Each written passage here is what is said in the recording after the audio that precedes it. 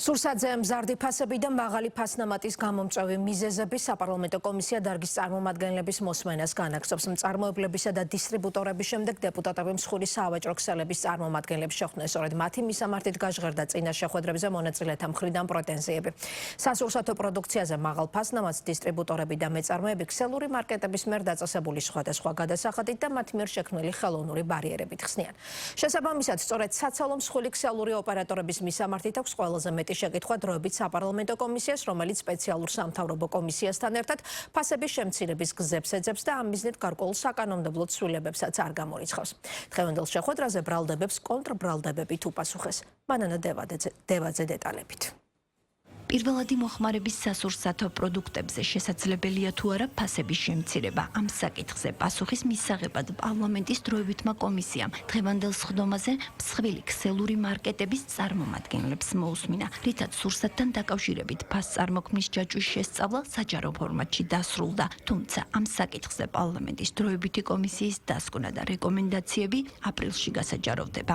ჩვენთვის მნიშვნელოვანია, რომ ეს ფასწარმოქმნის ჯაჭვი, რომელიც არსებობს სექტორში, გავხადოთ გამჭვირვალე და მნიშვნელოვანია ურთიერთობები იყოს ჩარჩოში მოქცეული. არსებობდეს შესაძლებლობა, რომ ამის მონიტორინგი იყოს, იმიტომ რომ ბაზარზე უაღრესად მნიშვნელოვანი მოთამაშეები ხართ და თუნდაც იმ ორგანიზებული ბაზრის 71% გიჭირავთ და ასევე აგრძელებთ გაფართოებას და ამიტომ მონიტორინგი და ზედამხედველობა ამ სექტორს სჭირდება.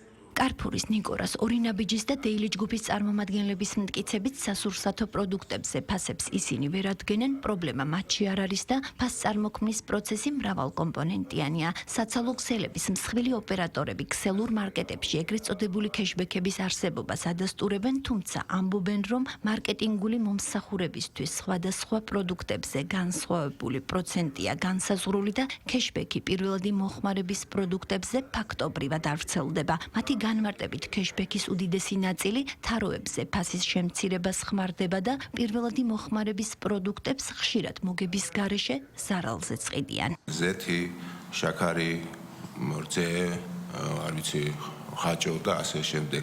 რა არის თქვენი ფასნამატი, ნეტ ფასი და არის შემთხვევები, როდესაც 0% არის საკუთარ ფასნამატი. რომელი პროდუქცია მაგალითად ასეთი? აი მაგალითად შეიძლება იყოს შაქარი. ultra sensitive პროდუქტებზე ფასნამატი შეიძლება იყოს მერხეობდეს 2-დან 3%-მდე. 3-დან 5%-მდე აქვს ყველას მოგება ფერმერსაც, დისტრიბუტორსაც და თქვენს და საადმედის მაშინ ჩვენი ფასები ფართე მოხმარების არაბრენდულ ძირითად პროდუქტებზე არის უფრო იაფი ვიდრეა ევროპაში. არც მაღაზიაში შემოსვლის გადასახადი არ გვაქვს, არც თაროს გადასახადი. ჩვენ გვინდა კარგი ხარისხის სტანდარტული პროდუქტი, კარგ ფასად, რომელსაც ჩვენ ვადებთ მინიმალურ ფასნამატს. შეგვიძლია ქეშბექზე უსასრულოდ ვისაუბროთ, უბრალოდ ნამდვილად ფასწარმოქმნის ნაწილია. ეს პირდაპირ ფასზე ბუნებრივია გვესმის, რომ არ იმოქმედებს, თუმცა გამჭვირვალეობას გაამარტივებს, ძალიან თვალმატნი იქნება ყველაფერი, არც ერთ ჯაჭვის შემავალ არც ერთ ხარეს არ ექნება იმის საშუალება, რაღაც სპეკულაციურად რაღაცაზე ელაპარაკოს. საპარლამენტო კომისიის წინა 6 სხდომაზე მწარმოებლები, იმპორტიორები და დისტრიბუტორები ფასწარმოქმნის პროცესში პრობლემურ რგოლად სწორედ საცალო ქსელების მსხვილ ოპერატორებს ასახელებდნენ. მათი ადრესატები ბრალდებებით ვეპასუხობენ. როგორც დიდი ქსელური მარკეტების წარმომადგენლები ამბობენ, მწარმოებელს, დისტრიბუტორს და საცალო ქსელს შორის ყველაზე მეტი მოგების მარჟა დისტრიბუტორებს აქვთ, რაც მათი აზრით სამართლიანი არ არის. სასურსათო პროდუქტების ფასდაკლების რესურს, საცალო ქსელების მსხვილი ოპერატორები, ლოჯისტიკური ცენტრების განვითარებაში, ქსელების კიდევ უფრო გაფართოებაში და ადამიანური რესურსების კუთხით ახალ პოლიტიკაში ხედავენ. როდესაც ჩვენ ბაზარზე შემოვედით, დისტრიბუტორების მომგებიანობის მარჟა სადღაც 12-13%-ის ფარგლებში იყო. დღეს ეს დაიწია სადღაც 8%-მდე არის, თუმცა ჯერ კიდევ ორჯერ მეტია ვიდრე რიტეილერის მომგებიანობის მარჟა. ეს გარკვეულწილად არ არის ჯანმრთელი ციფრი. რეალურად ჩვენ არა ვართ პრობლემა, დიდი ქსელები. ჩვენ ვართ პრობლემის გადაწყვეტა. ხო? და როგორ წყდება ეს პრობლემა? ჩვენ რაც უფრო დიდები გავხდებით და ჯერ არა ვართ ისე დიდები, რაც უფრო დიდი გავხდებით, გაცილებით უკეთეს პირობებში ვიყიდით პროდუქციას. მათ შორის ევროპიდან. და ეს პროდუქცია უკეთეს ფასებად ექნება ჩვენ მოხმარებას. ერთი დღის ოპერაციები რო წარმატებით ჩაიხუროს 100 კაცი და 35 მანქანაა ჩართული. ესეთ პირობებში რაიმე ეფექტურობაზე საუბარი წარმოუდგენელია. და ინდუსტრიის გეგმაზომიერი განვითარებაც ეგაა, რომ უნდა მოხდეს ლოგისტიკის რაც შეიძლება დიდი წილი ცენტრალიზაცია და ეგ მოგცემ ზუსტად საშუალებას, რომ ავამაღლოთ ეფექტურობა, რაც საბოლოოდ რა თქმა უნდა ფასებზეც აისახება. უკვე დაწყებული გვაქვს შენელობა დიდი ლოგისტიკური ცენტრის 43000 კვადრატული მეტრი იქნება თბილისში და კიდევ ერთი დასავლეთ საქართველოში ეს მასშტაბი კიდე მეტი ეკონომიის საშუალებას მოგცემს. ევროპა მუშაობს შუამავლების გარეშე, საქართველოს მუშაობს შუამავლებით და ამას მხოლოდ ერთი მიზეზი აქვს.